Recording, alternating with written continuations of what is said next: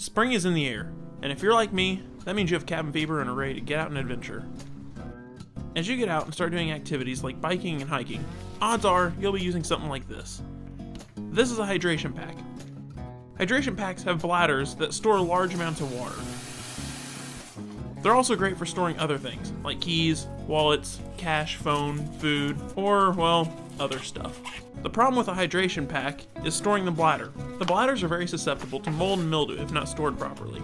Most people store their bladders in a freezer, as this prevents mold and mildew growth, but I have more important uses for my freezer.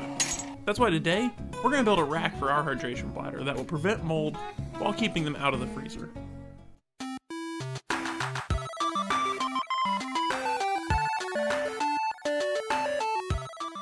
First thing we need to do is get some supplies. For this build, we will need 1 1/4 inch dowel rod, 1 3/4 inch dowel rod, wood glue, 1 1x4 common pine board, and wood sealer.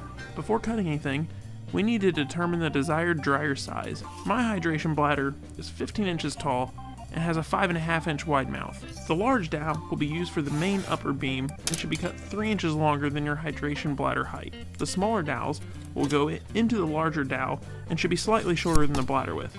The 1x4 is going to be the base and should be an inch wider than the 1/4 inch dowel's length. My dryer will be 18 inches tall and 5 inches wide. After cutting everything, sand all edges so you don't accidentally poke a hole in your bladder.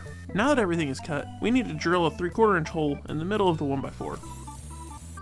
We also need to drill 3 1/4 inch holes through the 3/4 inch dowel. For my bladder, each hole is about 4 inches apart and at different angles so that the smaller dowels don't face the same direction.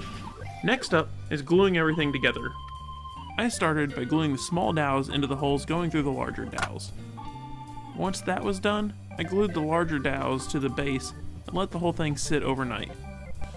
After the glue has had plenty of time to dry, the last thing to do is put a protective coating on it. I used a basic wood sealer, that way the wood wouldn't absorb water and rot.